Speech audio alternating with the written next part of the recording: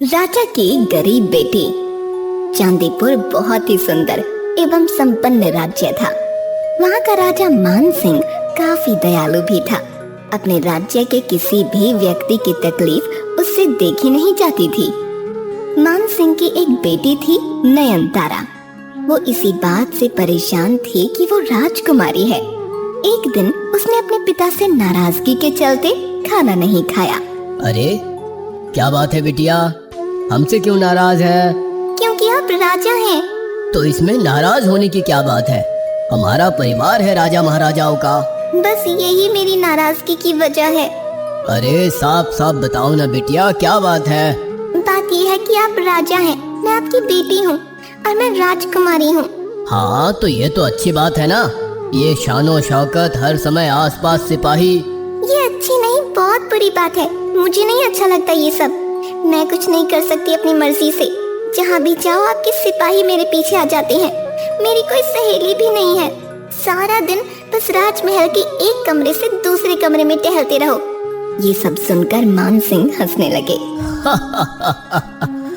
अरे ये सब तो तुम्हारी सुरक्षा के लिए ही है ना, ताकि कहीं कोई तुम्हें नुकसान ना पहुंचा दे। मुझे कोई क्यों नुकसान पहुंचाएगा पिताजी? आपका कोई दुश्मन भी नहीं है। आप अपनी प्रजा का इतना ध्यान रखते हैं। पर बिटिया, राजकुमारी का जीवन ऐसा ही होता है। हम राजा हैं तो राजा की तरह ही रहेंगे ना। मैं परेशान हो गई हूँ इस तरह रहने से। आप ऐसा कीजिए कि थोड़े दिन मेरे आसपास से पहरा हटवा दीजिए। मुझे थोड़ा आराम से रहने दीजिए। मान सिंह को समझ नहीं आ रहा था कि वो क्या करे, पर बेटी की जिद के आगे वो झुक जाते हैं और 1-2 दिन के लिए नयनतारा के आसपास से पहरा हटवा देते हैं। नयनतारा को तो जैसे पंखे लग जाते हैं। सारा दिन महल में यहाँ से वहाँ घूमना, कभी राजमहल के मैदान में दासियों के साथ मस्ती करना, कभी बावड़ी से स्वच्छंद पानी पीना। ये सब 1-2 दिन चलता है और फिर राजा के पास खबर आती है कि राजकुमारी ने आज फिर से खाना नहीं खाया। अरे अब क्या हो गया बिटिया? जो तुमने कहा वो हमने कर दिया। पहरा हटा तो दिया, अब क्या हुआ? पहरा तो हटा दिया, पर मैं हूँ तो अब भी महल के अंदर ही ना। पहले भी अंदर थी, अब भी अंदर ही हूँ। तो क्या चाहती हो बिटिया? मुझे बाहर जाना है, राज्य के लोगों से घुलना मिलना है, सहेलियाँ बनानी है। नहीं नहीं बिटिया, अब ये तो नहीं हो पाएगा। ऐसे कैसे होगा? नयनतारा मान सिंह की तरफ मुड़ती है। सब हो सकता है पिताजी, मैंने सब सोच लिया है। हमारे ही महल में एक दासी है जो पास के गांव में ही रहती है। मैं उनके घर उनकी बहन बनकर रहूंगी। किसी को कुछ पता नहीं चलेगा। अरे नहीं बेटिया, ऐसे कैसे हो सकता है? तुम एक छोटे घर में कैसे रह पाओगी? कुछ नहीं होगा पिताजी। मुझे वैसे भी ये बड़े बड़े कमरे और सोना चांदी पहने रहना अच्छा नहीं लगता। थोड़े दिन सादा जीवन बिताना है। फिर वही होता है, मान सिंह अपनी बेटी के आगे हार मान लेते हैं और उसे दासी के साथ उसके घर रहने के लिए भेज देते हैं। नयनतारा को 1-2 दिन थोड़ी परेशानी तो होती है, पर उसे वहाँ रहना किसी कैद से आजादी जैसा लग रहा था। कुछ दिन में वो दासी के घर में कामकाज में हाथ भी बटाने लगती है। अरे आप मत कीजिए राजकुमारी जी, मुझे दंडित किया जाएगा। सुनो, मुझे राजकुमारी मत बोलो, यहाँ मैं तुम्हारी बहन हूँ। और हाँ, कोई दंडित नहीं करेगा। मैं अपनी मर्जी से तुम्हारे साथ आई हूँ और काम कर रही हूँ। तुम बस मुझे यहाँ आराम से रहने दो और वो करने दो जो तुम रोज करती हो। इतनी बात सुनकर दासी भी चुप हो जाती है। अब रोज सुबह नयनतारा एक आम लड़की बनकर पानी भरने जाती है, सब्जी लेने जाती है और झाड़ू भी लगाती है। एक बार जब वो पानी भर रही थी तो उसने देखा उसके पिताजी ने सिपाही के हाथ कुछ मोहरें भेजी हैं, पर उसने सिपाही को वापस भेज दिया। उसने न सिर्फ लेने से इनकार कर दिया, बल्कि सिपाही को वापस आने के लिए भी मना कर दिया। महाराज, वो एकदम साधारण लड़की की तरह जीवन जी रही हैं और मोहरे लेने से भी मना कर दिया, पर वो खुश बहुत दिख रही थी। खुश थी? बस फिर ठीक है। एक बार की बात है, जब नयनतारा कुएं से पानी भर रही होती है, तब उसके हाथ से रस्सी छूटने लगती है। तभी वहाँ एक नौजवान आता है और उसकी रस्सी पकड़ लेता है। नयनतारा उसको धन्यवाद देकर चली जाती है, पर वो लड़का अग्रसेन उसके रूप रंग पर फिदा हो जाता है। अब वो उसका हर समय इंतजार करने लगता है, पर नयनतारा कभी ध्यान ही नहीं देती।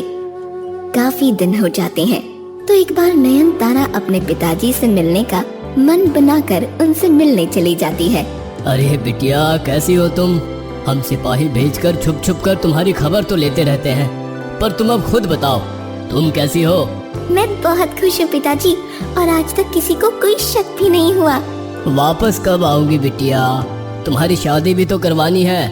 पिताजी, मैं शादी उससे करूँगी जो मुझे पसंद करेगा, न कि आपकी धन दौलत को। ठीक है, मैं कोई जबरदस्ती नहीं करूँगा, जैसा तुम्हें ठीक लगे वैसे ही सही। इधर जब अग्रसेन को नयनतारा दिखती नहीं तो वो दासी से पूछता है, वो तुम्हारी बहन नहीं दिख रही है आजकल, कहाँ है? क्यों, क्या काम है? नहीं कुछ नहीं, बस ऐसे ही। सुंदर काफी है वो। तुम किसी ख्वाब में मत रहना, वो तुमसे शादी कभी नहीं करेगी। क्यों, ऐसा क्या है? वो कल आ जाएगी, खुद ही पूछ लेना उससे। अगले दिन नयनतारा वापस आ जाती है। अग्रसेन उसे कुएं पर देखकर खुश हो जाता है। उससे रहा नहीं जाता कि दासी ऐसा क्यों बोल रही थी। वो उससे थोड़ी बात करता है। आप दिखी नहीं 2 दिनों से? कुछ काम से बाहर गई थी। क्या काम? ये मैं आपको क्यों बताऊं? ठीक है, मत बताइए, हम तो दोस्त के नाते ऐसे ही पूछ रहे थे बस। इतना कहकर वो चला जाता है। नयनतारा को लगता है शायद उसे कुछ बुरा लग गया। कुछ दिन ऐसे ही चलता है। अग्रसेन वहाँ रोज आता, पर नयनतारा से बात नहीं करता। वो उसकी तरफ आकर्षित होने लगती है। धीरे धीरे दोनों की बातें चालू होती हैं और दोनों एक दूसरे की तरफ आकर्षित होने लगते हैं। हम शादी कब करेंगे? और तुम्हारे माँ पिताजी कहाँ हैं? मैंने तुम्हें हमेशा तुम्हारी बहन के साथ ही देखा है। हाँ अग्रसेन, मैं बताने ही वाली थी, शादी शायद ना हो पाए, मुश्किल है। ऐसा क्यों कह रही हो तुम? तुम तो देख ही रहे हो मैं कितनी गरीब हूँ, माँ पिताजी भी नहीं है, कोई मुझे क्यों अपनाएगा? पर मुझे तुम पसंद हो, मैंने तो कभी धन दौलत की बात की भी नहीं। तभी सिपाही उनको देख लेता है। वो वापस जाकर सारी बातें राजा को बताता है। अगले दिन राजा अपनी बेटी से मिलने आते हैं और उससे अग्रसेन के बारे में सब पूछते हैं। पिताजी, मुझे वो बहुत पसंद है, पर वो भी गरीब घर का ही दिखता है, क्या आप उसे अपनाएंगे? मैंने आपका विचार जानने के लिए ही उसे अभी तक हाँ नहीं बोला है। अगर तुम्हें अपने लिए वो सही जीवन साथी लग रहा है तो फिर ठीक है, पर तुम ये जान लो, कुछ दिन तंगी में रहना अलग बात होती है और जिंदगी भर निभाना अलग बात होती है। उसे अभी ये भी नहीं पता है कि तुम राजकुमारी हो, तुम्हें ऐशो आराम में रहने की आदत रही है। वो तुम्हारी जरूरतों का पता नहीं कितना ख्याल रख पाएगा। सबसे पहले उसे सच्चाई बताओ। जी पिताजी, मैं आपकी बात समझ गई और मैं तैयार हूँ। नयनतारा की बात मानकर वो उसे अग्रसेन से शादी के लिए हाँ कह देते हैं और वापस राजमहल लौट आते हैं। इधर नयनतारा अग्रसेन को सब बताने के लिए मन बना लेती है और हिम्मत करके सब बता भी देती है। क्या राजकुमारी? तुमने पहले क्यों नहीं बताया?